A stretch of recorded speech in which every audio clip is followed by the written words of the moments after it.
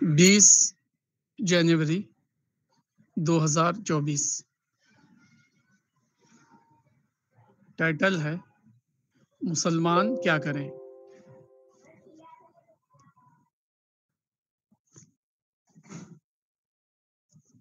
1940 کے قریب مسلم اخبارات اور رسائل میں ایک عنوان بہت زیادہ لکھا جا رہا تھا: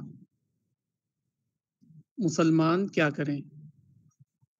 عجیب بات ہے کہ آج بھی یہ موضوع بدستور زندہ ہے۔ ایک مسلم پروفیسر سے ملاقات ہوئی تو انہوں نے کہا کہ پہلا سوال یہ ہے کہ موجودہ مسلمانوں کے لیے لائن آف ایکشن کیا ہو۔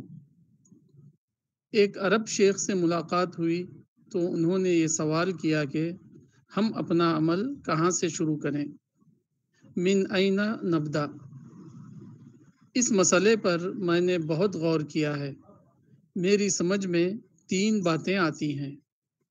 نمبر 1، اس معاملے کا ایک بنیادی سبب یہ ہے کہ بعد کے دور میں مسلمانوں نے پیغمبر اسوا کو پیغمبر فضیلت بنا لیا۔ پیغمبر اسلام صلی اللہ علیہ وسلم کے بارے میں ہزاروں کتابیں لکھی گئیں، مگر وہ کم و بیش نعت خوانی کے اسلوب میں لکھی گئی۔ کوئی منصور نعت خوانی تھا، کوئی منصور نعت خوانی تھی اور کوئی منظوم نعت خوانی۔ چنانچہ ان کتابوں کا نتیجہ یہ ہوا کہ پیغمبر اسلام سے مسلمانوں کو فخر کی غذا ملی، مگر ان کو پیغمبر اسلام سے رہنمائی کی غذا نہ مل سکی۔ نمبر 2، قرآن میں پیغمبر اسلام صلی اللہ علیہ وسلم سے پہلے کے 25 پیغمبروں کا ذکر ہے۔ قرآن کی صراحت کے مطابق پچھلے پیغمبروں کا یہ ذکر اس لیے تھا کہ ان سے اپنے حالات میں رہنمائی حاصل کی جائے، فَبِهُدَاهُ مُقْتَدِي۔ لیکن بعد کے زمانے میں یہ ہوا کہ مسلمانوں نے اپنے پیغمبر کو پیغمبر کامل سمجھ لیا۔ اس بنا پر مسلمانوں میں یہ ذہن ختم ہو گیا کہ وہ پچھلے پیغمبروں سے رہنمائی حاصل کریں، جو ان کے نزدیک گویا کے غیر کامل پیغمبر تھے۔ نمبر 3، حدیث میں مومن کی صفت یہ بتائی گئی ہے کہ وہ اپنے زمانے سے باخبر ہوتا ہے، ان یکون بصیرا بزمانہ۔ لیکن موجودہ زمانے کے تقریباً تمام مسلم رہنماؤں نے یہ کیا کہ انہوں نے موجودہ زمانے کو اپنا دشمن سمجھ لیا۔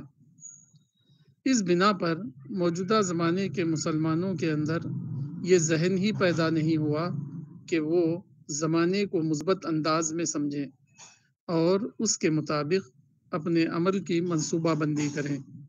میرے نزدیک یہ 3 بنیادی کوتاہی ہے جس نے موجودہ زمانے کے مسلمانوں کو حقیقی رہنمائی سے محروم کر دیا ہے۔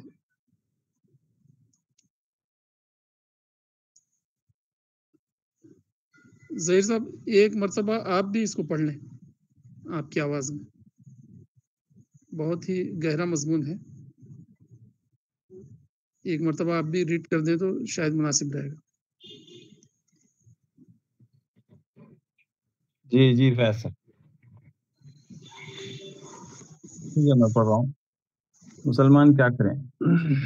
1940 کے قریب مسلم اخبارات اور رسائل میں ایک مضمون پر بہت زیادہ لکھا جا رہا تھا: مسلمان کیا کریں۔ عجیب بات ہے کہ آج بھی یہ موضوع بدستور زندہ ہے۔ ایک مسلم پروفیسر سے ملاقات ہوئی تو انہوں نے کہا کہ پہلا سوال یہ ہے کہ موجودہ مسلمانوں کے لیے لائن آف ایکشن کیا ہو۔ ایک عرب شیخ سے ملاقات ہوئی تو انہوں نے یہ سوال کیا کہ ہم اپنا عمل کہاں سے شروع کریں، من این نبدا۔ اس مسئلے پر میں نے بہت غور کیا۔ میری سمجھ میں 3 باتیں آئی ہیں۔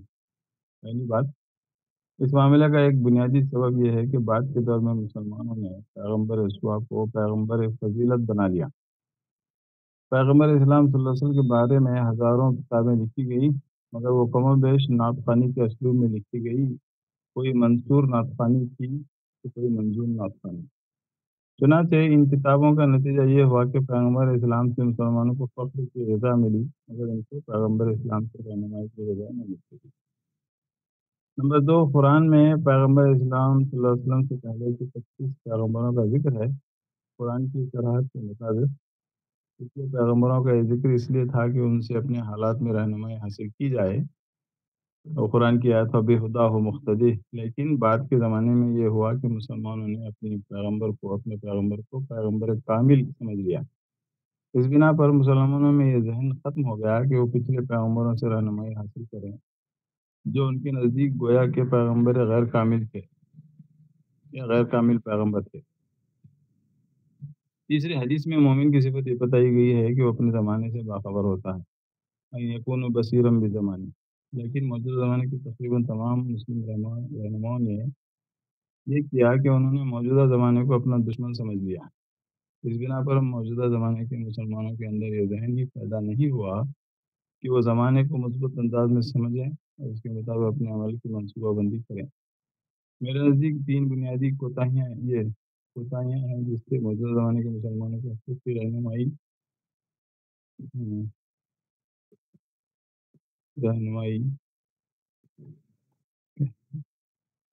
سے محروم کر دیا ہے۔ جی ہاں، حقیقی رہنمائی لینے سے محروم کر دیا۔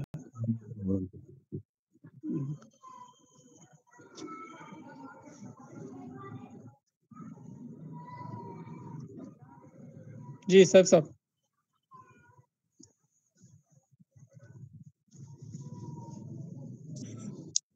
جی مجھے تو کافی کھانسی ہو رہی ہے، تو میں بولنے کی پوزیشن میں نہیں ہوں۔ آپ ہی اس کو سب سے پہلے ایکسپلین کر دیجیے،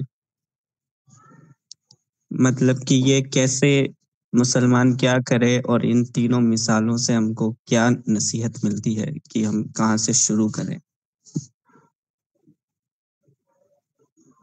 ٹھیک ہے، ہم ظہیر بھائی سے سنتے ہیں۔ ظہیر صاحب کا یہ موضوع ہے، سیرت وغیرہ، تو ظہیر صاحب آپ ہی کچھ باتیں رکھیں، اس کے بعد پھر میں بات کرتا ہوں۔ جی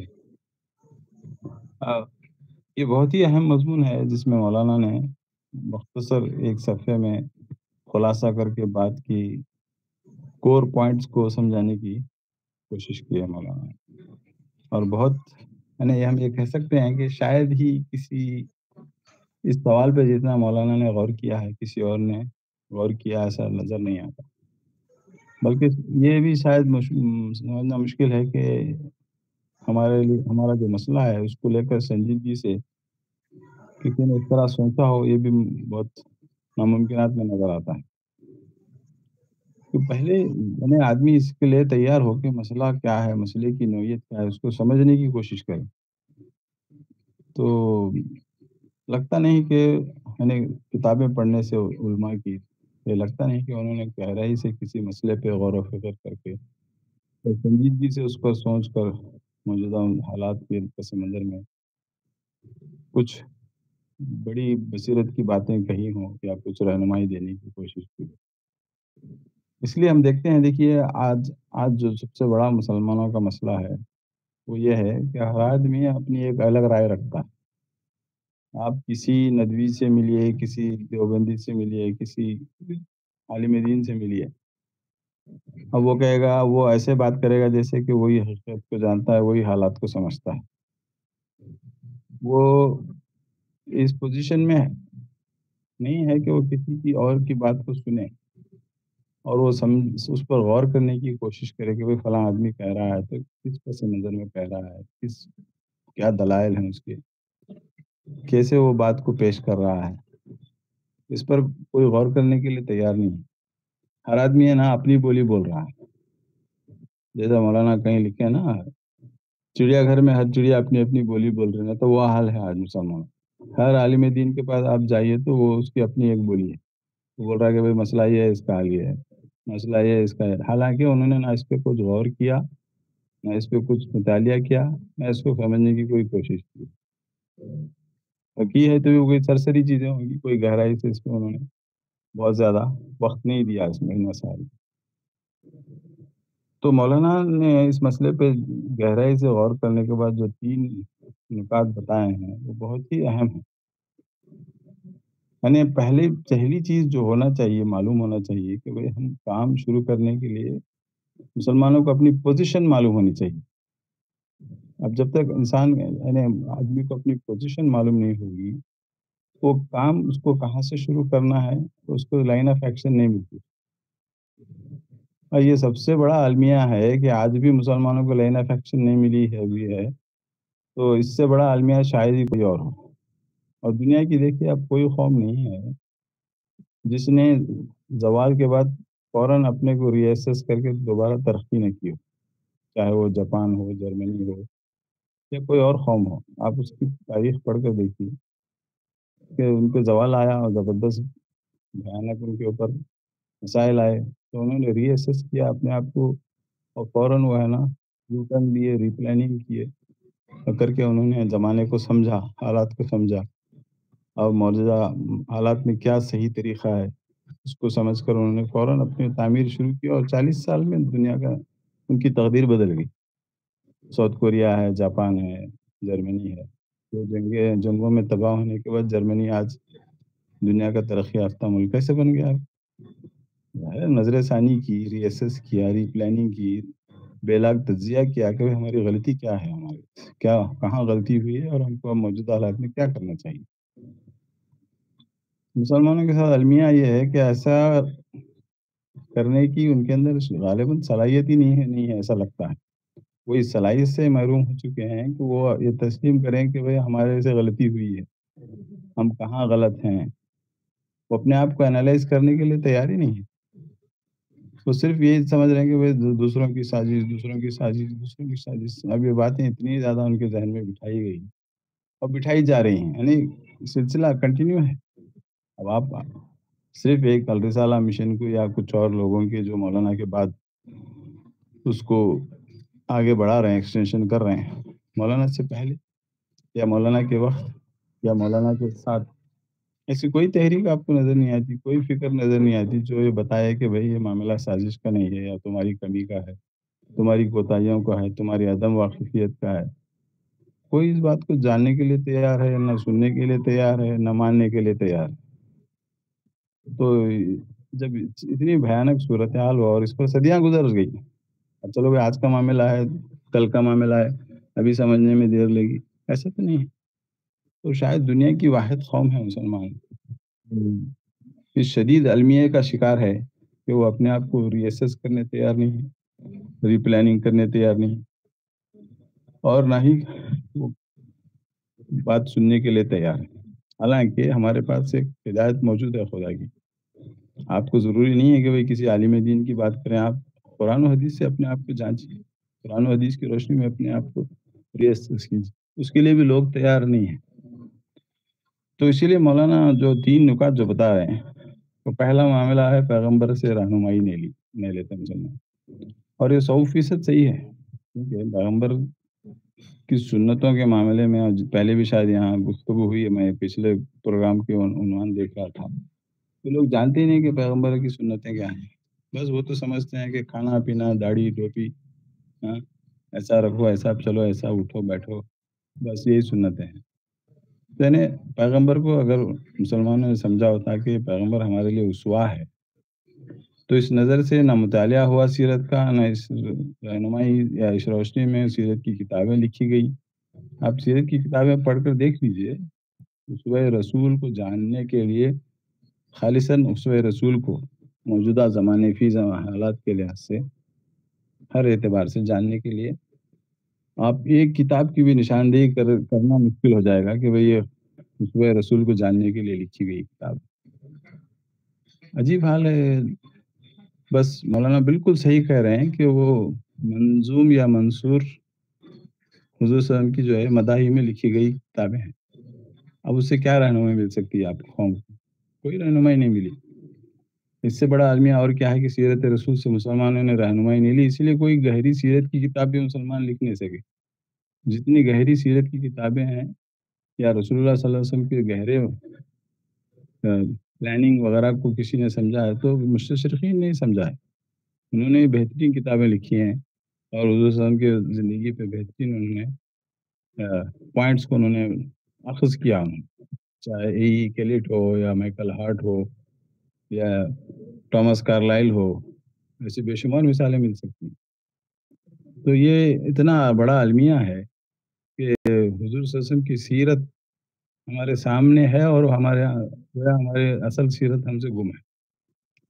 اب اس ماحول میں کیسے کوئی رہنمائی مسلمانوں کو صحیح مل سکتی ہے؟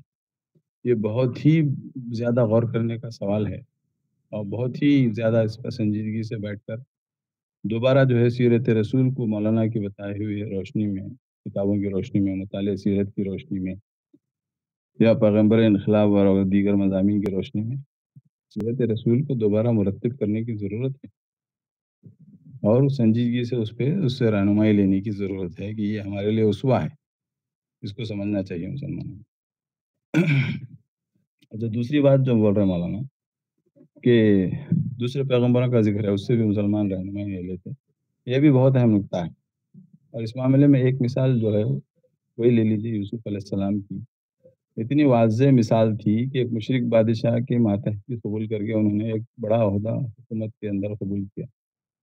مگر عجیب بات ہے کہ ہمارے پاس ایسے علماء پیدا ہوئے جنہوں نے خود مسلم حکومتوں نے ان کو عہدے آفر کیے تو انہوں نے سمجھا کہ یہ طاغوتی نظام کے ساتھ تعاون کرنے کے مترادف ہے اور انہیں ان آفرز کو ٹھکرا کر قوم کی تعمیر کے لیے بجائے تخریبی کام کیے انہوں نے۔ بے شمار مثالیں ہیں، آپ جانتے ہیں۔ تو یہ سنت کہاں سے نکالی انہوں نے؟ عجیب حیرت ہوتی کہ بھائی جب قرآن میں موجود تھا واقعہ، اتنا واضح واقعہ موجود تھا یوسف علیہ السلام کا، تو ظاہر ہے یہی بولیں گے مسئلہ یہی ہوا کہ بھائی پیغمبر کامل سمجھ کر حضور صلی اللہ علیہ وسلم کی زندگی سے ایسا کوئی نمونہ ہمیں نہیں ملتا، یہاں تو باطل سے ٹکرانا ملتا ہے، ایسا انہوں نے فرض کر لیا، حالانکہ سیرت رسول سے بھی وہ چیز اخذ نہیں ہوتی۔ تو یہ مسئلہ جو ہے یہ بھی بہت بڑا سنگین مسئلہ ہے، چاہے یوسف علیہ السلام کی سیرت ہو، چاہے یعقوب علیہ السلام کی سیرت ہو، یا ابراہیم علیہ السلام کی سیرت ہو، یا عیسیٰ علیہ السلام اور موسیٰ علیہ السلام کی سیرت ہو، ان کو ہم رہنمائی کیوں نہ لے سکے؟ اسی لیے نہ لے سکے کہ بھئی ہمارے پیغمبر کامل ہے، ہمارا پیغمبر سب سے افضل الانبیاء ہے، تو بھی دوسرے پیغمبروں کے قصوں اور نمونوں اور اسوے کو دیکھنے کی کیا ضرورت ہے؟ تو یہ بھی ایک خطرناک، یعنی یہ بھی ایک غلط خیال مسلمانوں کے ذہنوں میں بیٹھا ہوا ہے، چاہے وہ اکابر ہوں یا صاغر ہوں یا علماء ہوں یا عام لوگ ہوں۔ تو جس کی وجہ سے بھی ایک بہت ایسے مسائل جو آئے دنیا میں جن میں رہنمائی مسلمان لے نہ سکتے۔ اور تیسری بات بھی اہم ہے کہ زمانے سے ناواقفیت، اور یہ معاملہ اتنا عام ہے کہ اس میں کوئی مستثنیٰ نظر نہیں آتا کہ کسی نے سنجیدگی سے غور ہی نہیں کیا زمانہ ہے کیا، موجودہ حالات ہیں کیا، موجودہ حالات کیسے، زمانہ قبائلی دور سے نکل کر سائنٹیفک دور میں، ڈیموکریٹک دور میں آ گیا ہے، جمہوریت اور سیکولرزم کیا چیز ہے، اور کیسے زمانہ جو ہے قدیم دور سے نکل کر جدید دور میں آیا ہے، سائنٹیفک دور میں آ گیا ہے، کیسے لوگ ہیں نا علمی دلائل سے کیسے بات ثابت ہوتی ہے، کس چیز کو علمی جاتا ہے، کیا چیزیں ہیں، اور موجودہ زمانے میں جو تبدیلیاں آئی ہیں، مذہبی آزادی کا جو نظریہ جو تمام دنیا مانتی ہے، اس کے کیا معنی ہیں، اس سے کیا ہم کو فائدہ ہوتا ہے، کس طرح ہم کو اس سے ہمیں استعمال کر سکتے ہیں۔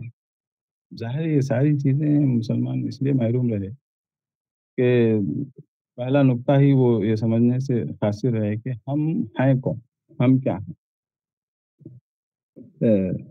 خود فلسفے کی زبان میں یہ کہا جاتا ہے کہ تمام علوم کی ابتدا جو ہے خود شعوری سے پیدا ہوتی ہے، خود شعوری، یعنی میں کیا ہوں۔ پہلے آدمی کو یہ احساس ہونا کہ میں کیا ہوں، جب وہ یہ جانتا ہے کہ میں کیا ہوں تو وہ اپنی اس نسبت سے دوسری چیزوں کو وہ سمجھ سکتا ہے۔ جیسا میں مثال کے ذریعے سے دوں کہ کہوں کہ بھائی ایک آدمی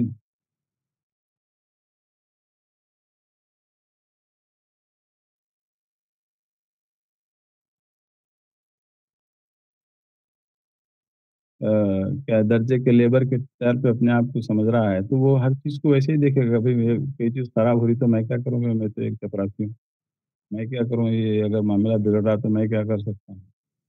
اب ایک آدمی یہ سمجھے کہ یہ اس پوزیشن میں ہو، وہ یہ کہے کہ میں اس ادارے کا صدر ہوں، میں اس کا ذمہ دار ہوں، میں اس کا نگران ہوں، تو وہ اس پوزیشن سے مسائل کو دیکھے گا کہ یہ مسئلہ ہے تو مجھے اس کو حل کرنا چاہیے، یہ ہے تو مجھے اس کو ایسا حل کرنا چاہیے.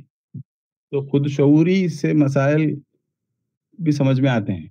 تو آج مسئلہ یہ ہے کہ مسلمان خود شعوری سے محروم ہے، وہ سمجھتے نہیں کہ وہ کیا ہیں، وہ خدا کے داعی ہیں، خدا کا دین ان کے پاس موجود ہے، یہ کتنی بڑی ذمہ داری ان کو دی گئی ہے. تو مسلمان خود شعوری سے محروم ہیں. تو اسی لیے مولانا مسلمانوں کو کوئی چیز سمجھ میں نہیں آتی کہ بھئی وہ اس معاملے کو کیسے ڈیل کریں. وہ سمجھتے نہیں کہ وہ داعی ہیں، وہ سمجھتے نہیں کہ خدا کا دین کو پہنچانا ان کی ذمہ داری ہے. یہ سب سے بڑا مسئلہ ہے. تو مسلمان خود شعوری سے محروم ہے. تو جب تک وہ اس سے محروم رہیں گے وہ یہ سوال حل ہی نہیں کر سکیں گے کہ بھئی ہم کام شروع کہاں سے کرنا ہے. تو ایسا ہی معاملہ ہے جیسے اسکول کا ایک ذمہ دار ایچ ایم وہ سمجھے کہ میں چپراسی ہوں، تو اب ظاہر ہے وہ الٹے سیدھے کام ہی کرے گا، وہ سیدھا کون سا کام سیدھا کرے گا. تو یہ بہت بڑا المیہ ہے کہ مسلمان نہ خود کا شعور رکھتے ہیں، نہ دین کا شعور رکھتے ہیں، نہ سیرت کی سمجھ ہے، نہ زمانے کی سمجھ ہے. اب اتنے سنگین مسائل ہیں یہ جب تک حل نہیں ہوں گے معاملہ سدھرنے والا نہیں ہے. اس میں ایک چیز اور ایڈ کر کے اپنی بات ختم کرتا ہوں. وہ مولانا ہی کی بات ہے. وہ ہے کہ مولانا نے کہیں اور لکھا ہے، وہ بہت اہم بات ہے وہ بھی، کہ دیکھیے مسلمان سمجھتے ہیں کہ قرآن اور دین میں صرف ان کے نماز روزے وغیرہ طہارت وغیرہ کے مسائل کا حل نہیں، مسلمانوں کی پوری زندگی یعنی مسلمانوں کے اجتماعی اور انفرادی تمام زندگی کے تمام مسائل کا حل اسی میں ہے. یہیں سے ان کو رہنمائی لینا ہے. یعنی کوئی مسئلہ آیا، ہم کو اگر نماز کا کوئی مسئلہ معلوم کرنا ہے تو ہم قرآن یا حدیث یا اس کی طرف رجوع کرتے ہیں. کوئی قومی مسئلہ آیا تو کسی کے حاشیے خیال میں بھی یہ نہیں آتا کہ بھئی اس کا قرآن میں کیا حل غور کریں.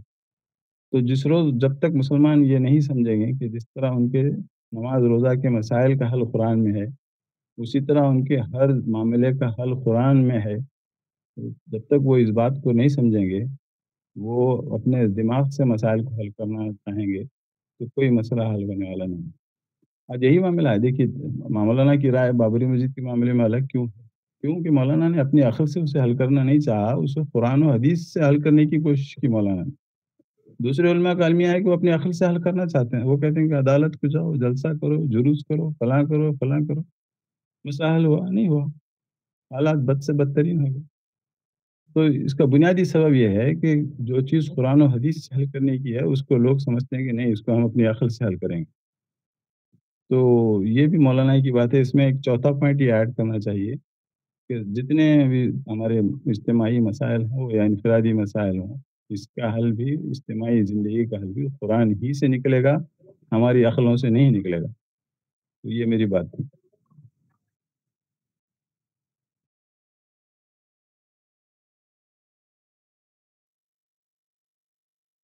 جی صاحب میری بات مکمل ہو گئی. جی فیاض امنی صاحب، آخری پوائنٹ کیا تھا ہمارے ظہیر صاحب آپ کا؟ جی آخری پوائنٹ یہ تھا کہ صرف نماز روزہ کے مسائل ہی کے حل قرآن و حدیث میں نہیں ہے، بلکہ ہمارے اجتماعی معاملات مسائل کا حل بھی قرآن ہی میں ہے. وہیں سے اس کو رہنمائی لے، قرآن و سیرت ہی سے اس کو رہنمائی سے ان کو حل کرنا پڑے گا، نہ کہ اس کو اپنی عقل سے دعا. بسم اللہ الرحمن الرحیم. واقعی ظہیر صاحب نے جس طرح کہا اس آرٹیکل کے بارے میں، بہت ہی گہرے تجزیے کے بعد اور جو ہے دہاؤں کے غور و فکر کے بعد جو ہے نکلے ہوئے اسباب ہے، ڈسکور کیے ہوئے اسباب ہیں اس آرٹیکل میں. مولانا ایک ایسے انسان تھے، مولانا کہتے تھے میں ایک ایسا انسان ہوں جس نے جو ہے آزادی سے پہلے برٹش انڈیا کے دور میں بھی اس زمین پر سجدہ کیا ہے، اور پوسٹ برٹش ایرا میں بھی میں نے جو ہے اس زمین پر سجدہ کیا ہے. دونوں دوروں کو میں نے اپنے پورے ہوش و حواس میں دیکھا ہے. تو مولانا یہ کہہ رہے ہیں کہ 1940 کے وقت بھی یہی اخبارات میں چھپتا تھا کہ مسلمان کیا کریں، اور اب بھی مسلمانوں کا جو پاپولر ٹاپک ہے وہ یہی ہے کہ مسلمان کیا کریں.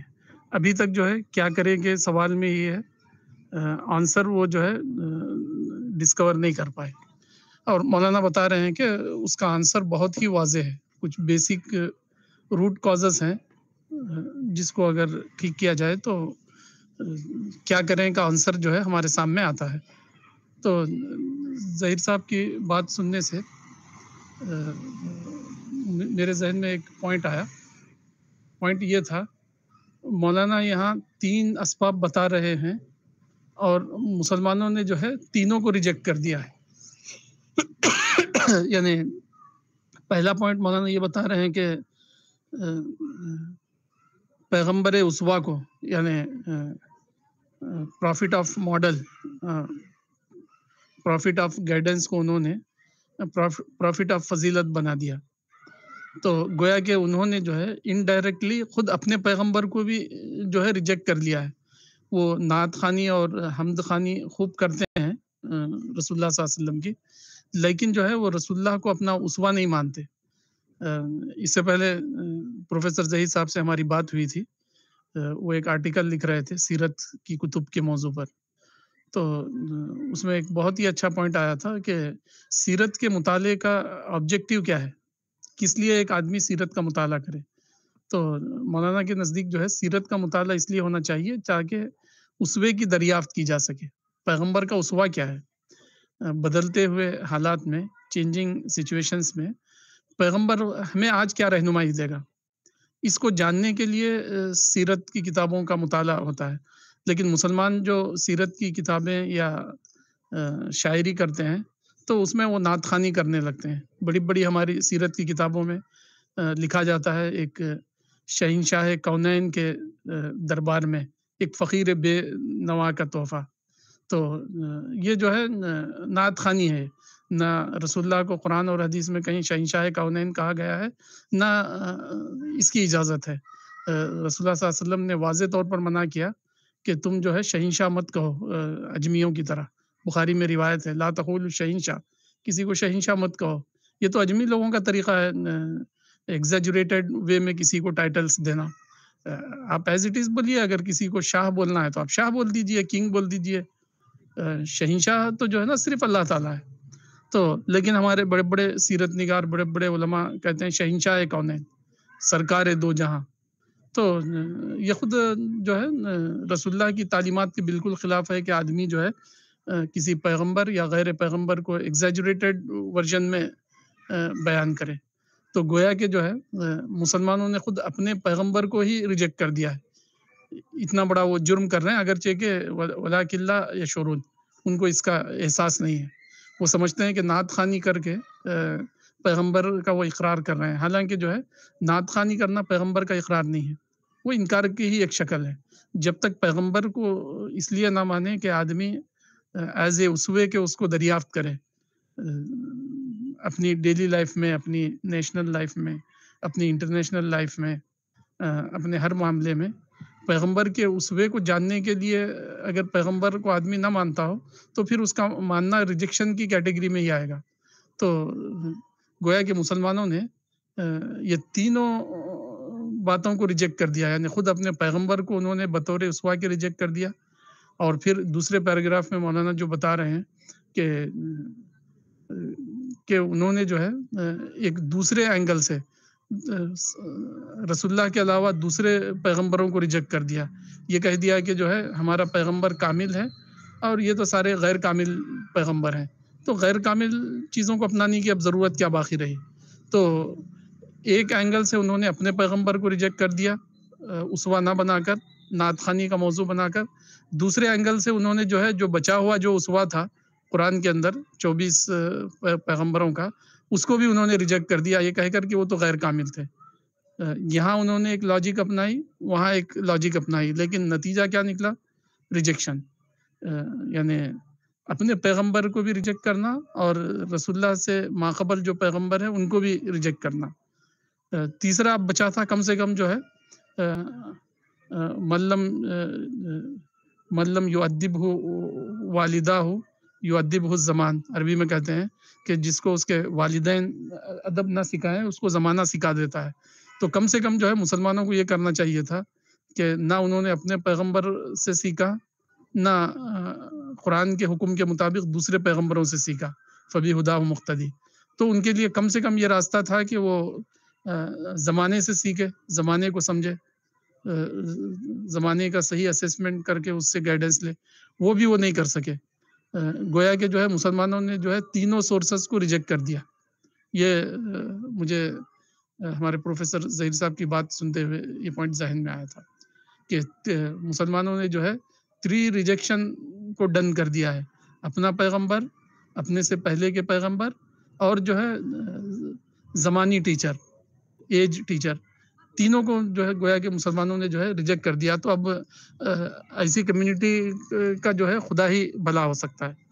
تو جب تک جو ہے وہ واپس نہیں لوٹیں گے اور اپنی ان غلطیوں کو کریکٹ نہیں کریں گے اس وقت تک کچھ ہونے والا نہیں. تو ظہیر صاحب کی بات سنتے ہوئے جو ہے بخاری کا ایک واقعہ مجھے یاد آیا. صحیح بخاری کے اندر ایک واقعہ ہے کہ جب سارے ہی لوگ جو ہے رسول اللہ کے مدینہ ہجرت کرنے کے بعد لوگ ہجرت کر کر کے مدینہ آ رہے تھے، اور رسول اللہ نے جو ہے ہجرت لازم قرار دیا تھا اہل ایمان کے لیے، جو بھی صاحب استطاعت ہو وہ ہجرت کر کے مدینہ آئے.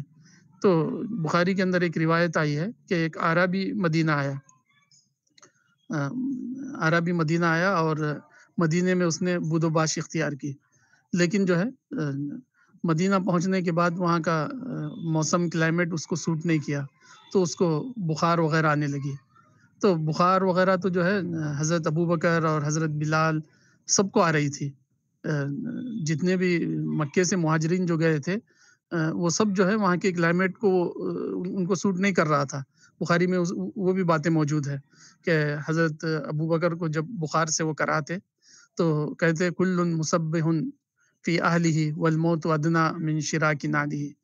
اور حضرت بلال کو جو ہے جب بخار اور فیور ستاتا تو وہ بھی جو ہے الا علی تشیری حل ابیتن لیلتن بواد حولی اسخروں و جلیل. یعنی وہ کہتے ہیں کہ کیا میں پھر اس وادی میں جا سکوں گا، یعنی مکہ کو کہتے تھے وہ، کیا میں پھر اس وادی میں واپس جا سکوں گا جہاں میرے اطراف میں اسخر اور جلیل گھاس ہو. یعنی 2 گھاسوں کے نام ہیں اسخر اور جلیل. کاش کہ میں جو ہے وہاں واپس جا سکوں، پھر میں مکے کی وادیوں میں رہ سکوں، پھر میں مکے کے فاؤنٹینز کا پانی پی سکوں. تو سارے ہی جو بھی مائگریٹ ہو کے جا رہے تھے سب کی طبیعت خراب ہو رہی تھی. تو ایک عربی بھی مائگریٹ کر کے آیا، اس کی بھی طبیعت خراب ہوئی. تو وہ رسول اللہ کے پاس پہنچا اور کہا عقلنی، یعنی میری بیعت کینسل کر دیجئے، میں اپنی بیعت توڑ کے واپس اپنے ہی دیہات کو جانا چاہتا ہوں. تو رسول اللہ نے پوچھا کیوں؟ میں نہیں کروں گا. رسول اللہ نے انکار کیا کئی مرتبہ کہ ہم بیعت لینے کے بعد جو ہے بیعت کو کینسل نہیں کرتے ہیں، ہمارا طریقہ نہیں ہے. تو اس نے کہا نہیں، مجھے اصرار ہے اپنی بیعت توڑ کے واپس جانے کا. تو رسول اللہ صلی اللہ علیہ وسلم نے اس وقت کہا ان المدینۃ کالکیری تنفی خبثھا ویأخذ طیبھا او کما قال. یعنی مدینہ جو ہے بھٹی کی مانند ہے.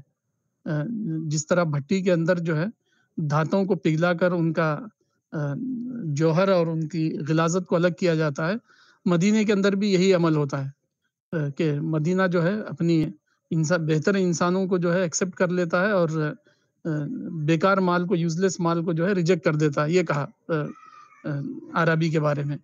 تو اس پر باب ہی ہے ان المدینۃ کالکیری کے نام سے بخاری کے اندر.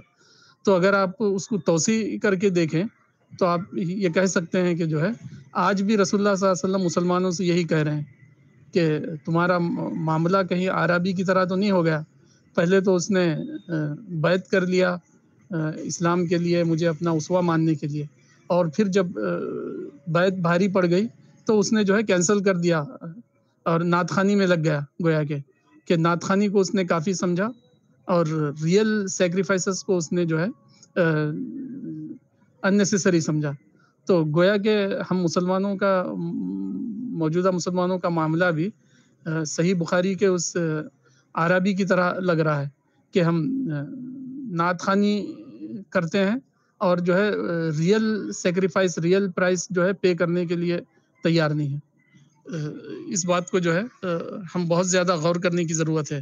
اسوا موجود ہوتے ہوئے ہم بے اسوا وینڈرنگ میں لگے ہوئے ہیں۔